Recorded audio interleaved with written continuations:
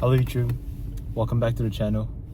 Today is day 80 of my e-commerce journey, and if you have watched any of my two previous videos, you'll know that I switched over from manufacturing in New Zealand to now manufacturing in the States because the finished product isn't able to be exported to the US due to some of the ingredients not being certified enough. Yeah, in the past 2 days, I mean, it was pretty bad news at the time, but at the same time it gave me another very good opportunity to refine the formula even more and look for existing flaws and trying to make it better. So that's what I did in the past 2 days. Very rigorous market research. The way I did it was speaking with it sounds bad. I spent 8 hours yesterday speaking with Gemini, and I spent 8 hours today speaking with ChatGPT. Yeah, that sounded a little bit crazy, but that was 70% to 80% of my, not necessarily my market research strategy, but my market validation. So the first step I did was go through Amazon, the top listings in my niche. I think I went through, why is my phone shutting off? I think I went through the top 50 listings in my niche, close to top 100 I think. I went through a lot of them, and I was analyzing the statistics. So this includes the rating, the number of reviews, their ingredients, their positioning, and what makes them special against other products in the niche. This was a lot more detailed and rigorous than the first time I was doing this. When I was doing it the first time, it was more of like an overview approach where I was skimming through them very quickly, dropping down some simple points and then moving on to the next competitor. But this way around, because this is a really great opportunity. Suddenly, now that the production run is being on the halt, now I get the second opportunity to improve the formula. I'm going to use it to the best extent. So this time around, it's a lot more detailed, and it's made me realize a lot of new things and a lot of really cool insights. Yeah, one really cool thing I realized was on some of the products, at first glance, when you look at their ingredient list, it's just for a bit of context, because I've done a lot of research within my product and its niche. I now know pretty much all the possible ingredients you can use in this formulation, the right dosages to make this effective, and what are the combination kind of synergistic of the combining certain ingredients, and whether using similar ingredients targeting at the same benefit, it's those redundancies. So yeah, I would say I know a fair bit of the formulation right now. So when I look at some of these ingredient lists, it's really trash. It's really trash. It's not effective, not by the slightest effective. But the crazy thing is, the effect oftentimes doesn't correlate to the customer perception of how well the product is. And what I mean by this is, usually the number one thing that determines how good a customer perceives a product to be is, number one, how simple it is to use, and number two, how not necessarily how effective it is, but can they do they perceive the effectiveness to be there? And one example I found of this was there was a couple of products in the top 20. They had very bad formulation. It borderlines has any effect at all. But they have very, very great ratings, 4.7 on Amazon with 5K plus reviews. And although the formulation is not great, and even the pricing was very, very high, usually above what the competitors are, and usually when I see something like this, I would think, how the hell are they making this work? And it just pisses me off a little bit because they're advertising a bad product that doesn't have any that doesn't have much effects with the ingredients dosages offered, but everyone is loving it. And yeah, that quite frankly just pisses me off. But now I've kind of start to realize that, how do I say this? There has to be a reason that they're doing well, that they're successful. And upon reviewing and digging deeper about some of these products that are not necessarily using the most effective ingredients, that are pricing themselves at a premium despite having trash formulation, is that when a customer buys a premium product, if you've convinced a customer to pay for a premium for a product, then at that point they've already paid for your product, and they know that they've spent above the average pricing for what this product is usually worth. So at that point, their brain kind of convinces them into thinking that they've made a good decision, because no one wants to feel dumb, right? If you've spent, let's say you bought some protein powder and usually 1 kg of protein powder is maybe $30 or $40, but you saw an advertisement of this brand saying that how their protein is better absorbed, it's more bioavailable, and it tastes better. Maybe you pay 70 kg for it, $60 to $70 per kg for it, so that's 50% more than the usual price you would pay for protein powder. And at that point, you're already at the pre-assumption that this is not a scam, because if it is a scam, then you're the one for being dumb because you got fooled by it.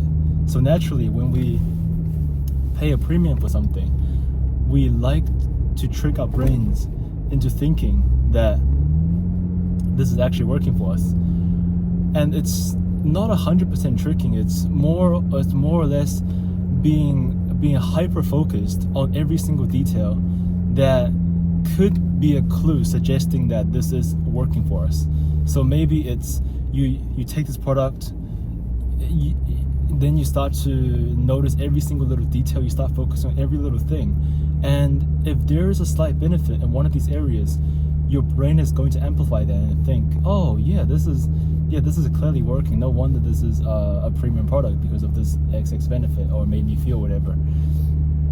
And yeah, at this point, the most important thing for a product is not necessarily how effective it is. It's how easy it is to use, to incorporate into your daily life, and whether it tastes good or not. That is a very, very important thing as well, whether it tastes good or not. If it tastes good, it's easy to eat, it fits into your life well, and it feels like a treat rather than a supplement. And yeah, it's something that I've realized from doing a lot of research in the past few days, or the past few months, is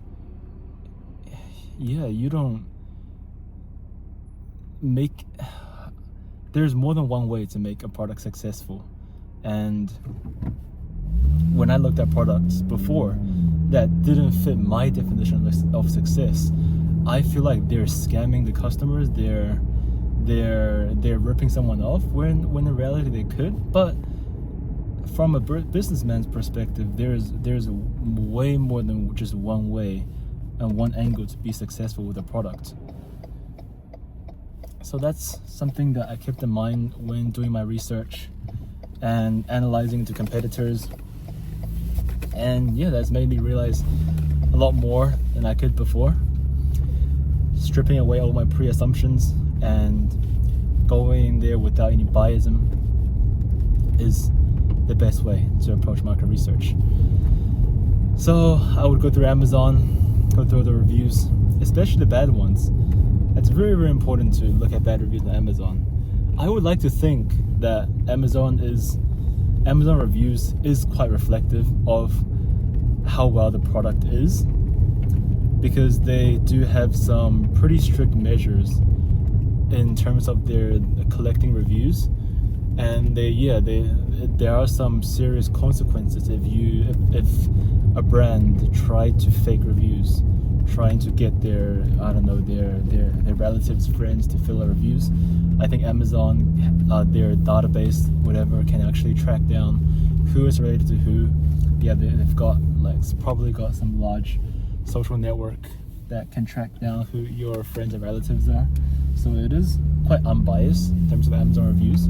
So looking at bad reviews on Amazon is a pretty good starting point, especially the very, very the serious reviews, the ones that they've taken the supplement and it's caused some serious issues in them. Those are the things you really, really want to prevent with your product.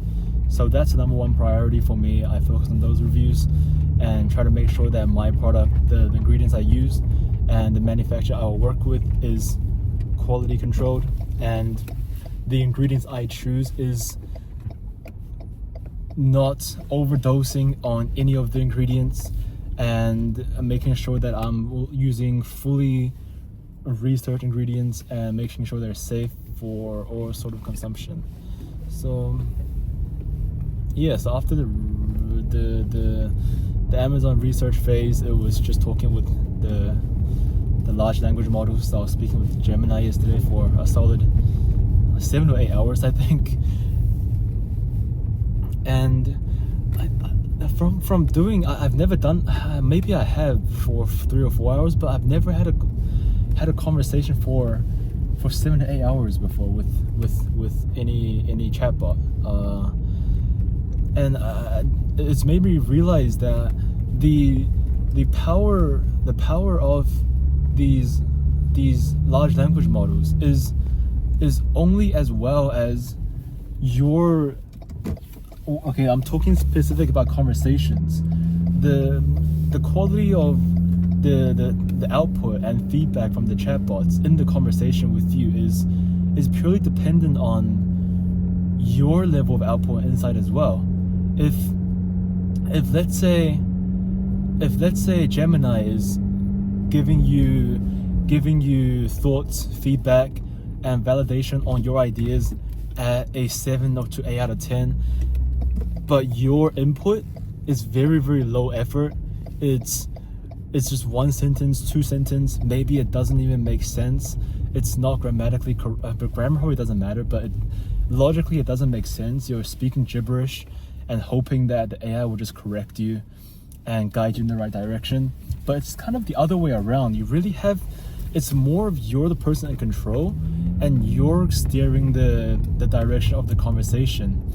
And by doing that, you allow, it's almost like a positive feedback loop.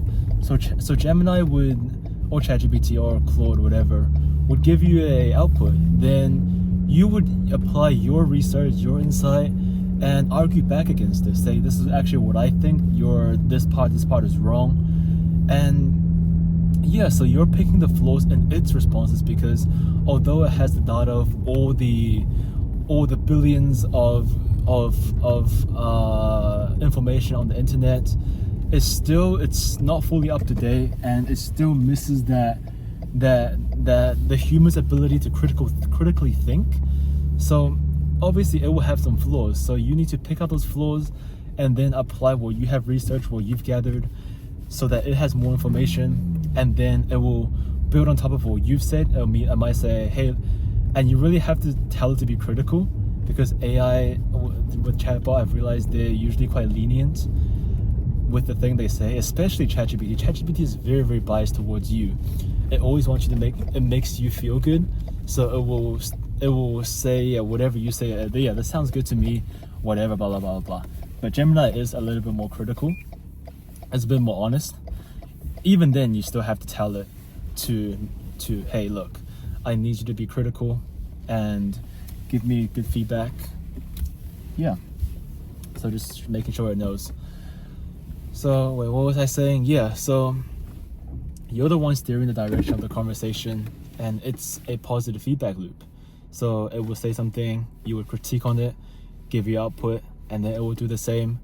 And then it's like, oh yeah, that is true. That is true. You look at its output and you really have to think, hey, yeah, that is actually something that I missed.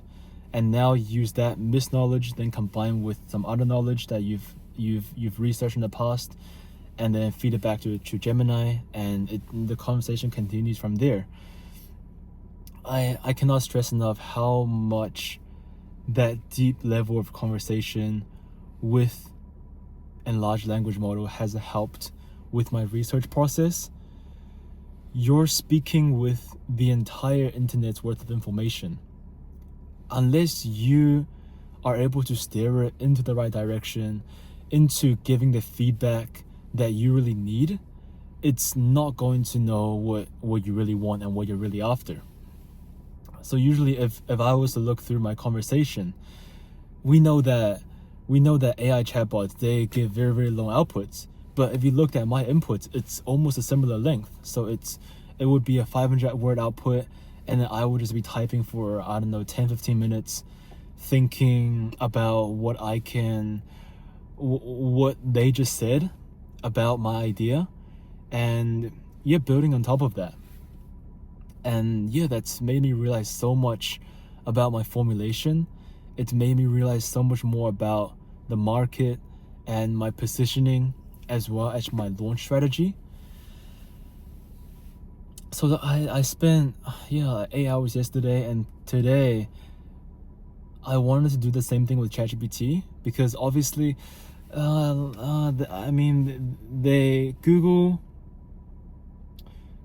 Google gets all their information from obviously Google and wherever they can get their hands on. I'm not too sure where OpenAI gets their data from. I'm not 100% sure, but they can probably quote Google as well. I'm not too sure on that, but the information they have and the way they've trained the model is quite different. So having the exact same conversation with two different chat models has led to quite different opinions from them, and it's brought some more insight as well to the product. So I was doing it with ChatGPT today, and one main difference was the cost breakdowns. So currently for my product, I what did I want to say? Yeah, so my product, I'm pricing it at a slight premium is what I'm going after, and the reason for that is, I've mentioned before, is when someone has paid for a premium product, their brain likes to trick themselves thinking that it's doing a little bit better than it's actually doing. So if you sell a cheap product, maybe for 50% of the average price, then when someone buys the product, they know they've only paid 50% of the price, so their expectation is less. And when your expectation is less, your brain naturally tries to convince yourself in that right direction, and towards that direction. So even if it is working quite well, then it's a cheap product. That benefit probably came from elsewhere. So that's just a little bit of a customer psychology. And also the ingredients I'm using is more on the premium side. So my product is $49.99 is what I'm going to price it at. Before it was actually $36.99, but the reason for that was it was 60 servings, but now I've moved it to 90 servings. I can't actually talk about the reason without leaking the product. So yeah, I can't explain why. But now it's 90 servings and it will be $49.99. I wanted to target a cost of goods of $7.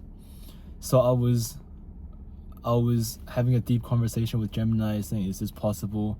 Giving it all the background information I know, saying I can source X product at Y price. I can do this, and this is the background, this is the people I'm working with, and these are my estimated cost. And I think that I can actually get it down to around $7 or to around $7.50. And Gemini was like, no, this is going to cost you $13 or $14, whatever. And the reason they said, it kind of made sense, but at the same time there were some critical flaws where it said, and this is another example of the output from the large language model, they're not 100% correct. So you really got to pick out the correct information and the incorrect information and trying to get it to reason why do they think that this is the truth. So that's what I did. I kept going deeper and deeper with the little things that it's suggesting. But it was very I didn't want to change it. I didn't want to change its assumptions. Very stubborn. So it kept I couldn't get it to change its mind at the end. It kept saying it's going to cost $13 or $11 is a very low estimate, and you're not going to get any lower than this. So I was like, okay, $11. Good, great.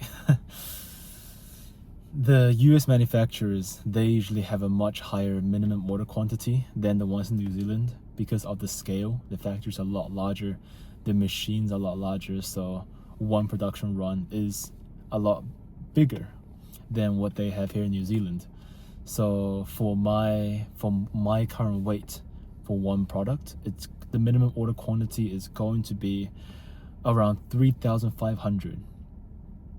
So we do the math, 3,500 times my cost estimate of $7. How much is that? Like 24.5k.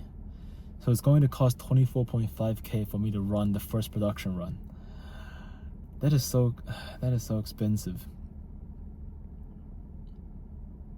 Yeah. That is quite expensive, and there's also going to be some other cost as well. So 24.5k, and Gemini was suggesting it's going to be 13, and with 13, how much? 13 times 3.5k, it's going to be like 45.5k. Yeah, I don't have that money to run the minimum order quantity run. And today I was speaking with ChatGPT, and at the end we were talking about the cost and launch strategy. ChatGPT had a very different estimate approach, and it was actually saying, with all the information I gave him, so I was like, I can source this product, I can source that product, I can provide the pouching, the package, and with all its estimate, with my given information, it was saying, oh yeah, $7 is a very good estimate, and it like the pricing range it gave me were, I think it was 5.5 to 6.8. So with 6.8 being the upper bound, so my cost estimate was actually higher than its upper bound estimate, which is quite interesting that these two large language models, given relatively similar information, has given me drastically different outputs. And yeah, and even with some of the other things, other factors like market segments, competitor analysis, and my current formulation, whether that's effective and how that stands against the competitors, other things like whether my company's moat is strong enough to withstand, what is our unique angle that we're going after. So it was getting really, really, really deep, and it's just crazy. It's no joke. I feel like my understanding of the product, of my customers, of my branding has increased 2x or even 3x in just the past 2 days with this deep conversation method with the chatbots. And I was really getting sucked in, because I felt like every single output that the large language models gave me, it just kept getting better and better, and every single one of them made me realize, wow, this is, like they're right about that. How did I not think about this? Or it's like, oh yeah, this is how it works. So yeah, oh my god, it's crazy. And now with the new formulation, I've come down from 7 ingredients into just 4 main ingredients, and I'm really confident that this formula is better than pretty much everything that is available on the current market. Oh my god. And one main reason is that this product targets both issues. That's both the 2 biggest issues that's faced by this demographic, whereas all the other products available only addresses one. Oh my. Ooh. So in terms of that, the effectiveness, although I've said that effectiveness doesn't matter, but it still has some sort of an effect, and that just gives me a reassurance and more confidence that I'm selling a good product. So when I'm doing the advertising, doing the branding, I feel good about it, because I know this is 100% better than what the competitors are offering at a relatively okay price. Well, it's a little bit pricier because of the premium ingredients used, and I think a big reason that a lot of the big brands are holding back on this dual function approach is because of the cost.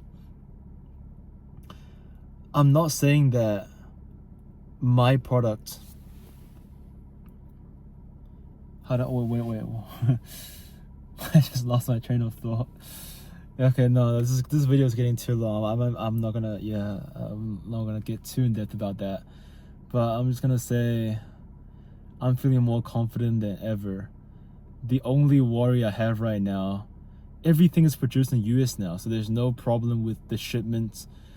And I'm working with very trusted big manufacturers, and they will be able to help us with the labeling as well on the packaging, which the 2 biggest concerns I had before were packaging labeling compliance and ingredients compliance. But now, since everything is produced in the US, that's not a problem. 2 main concerns right now are price, the initial order price, and second, the lead time. It's none of them are great problems. I can work around those. But lead time, I don't know what the lead time is gonna be. It could be 2 months, it could be 3 months, could even be 4 months.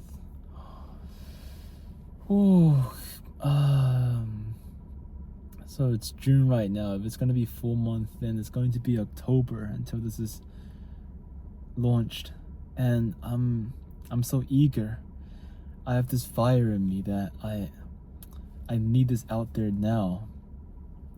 I can't wait because I know this will do well. It's good pricing, great margins, super effective, easy to take, super tasty. Yeah, and I already know the launch strategy as well. Amazon, TikTok shop,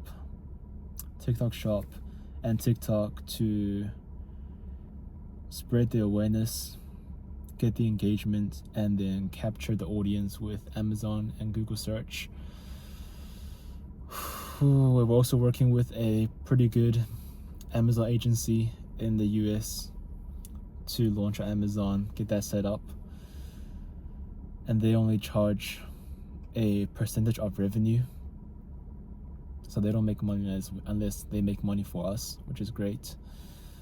So yeah, I just want to get this out there as soon as possible, and I'm dying, bro, I'm dying. It's, yeah, oh no, the way it's going to be painful. Right now I'm just glad that I found out after speaking with the person in the US. I'm glad I found out that the ingredients couldn't be imported, which led to this new round of formulation and this new round of opportunities. I'm really, really grateful for. It's made me realize a lot, and the product and the angling, the branding that we're going after with this product has changed from the previous one. Like what makes us different. This is going to be a lot easier to market. It's going to be a lot more effective, and I'm having all this confidence, but who knows? Just need to make sure that it doesn't cause any severe issues. We need good Amazon reviews. That is going to be the feel of our longevity, whether our product can stand the test of time. We really, really need a rating of above 4.5, and that way that's just going to be a night and day difference between the conversions. So it's going to have to taste good. It's going to have to taste great. Doesn't matter if it's not effective, like clinically effective, pharmaceutical grade level. It just have to have some effect. As long as it has some effect, people are not going to leave negative, like 1-star reviews, man. Like, we're gonna have good customer service, so there won't be any 1-star reviews coming from that. There's not going to be any severe issues because we're using fully tested, safe ingredients, premium ingredients, working with a very, very quality controlled manufacturer. So there's not going to be any, there's not, not 100%, but there is likely not going to be any severe issues. And it's going to have some effect. I just know it. Like, after so much research, I can say I know the in and outs of every single ingredient out there, and I just know that this is going to have at least some effect. And if it has some effect, it's not going to be a 1-star review, man. Come on. And realistically, we just need to prevent those 1-star reviews, and the 5-star reviews will come in. Like, this is effective. I love this product. It's a good price, and it tastes good. It fits into my schedule. Blah blah blah. It's gonna be a lot of 5-star reviews. So yeah, I hope the lead time isn't too long. I hope the cost of good is not $13. It's $7. God bless. Please. Yeah, this was a really, really long video, guys. If you watched to the end, I don't know, leave a comment, like the video, and subscribe to stay along with the journey. It's going to be a great one, man. Yeah, thank you for watching, guys. I will see you in the next video. Bye bye.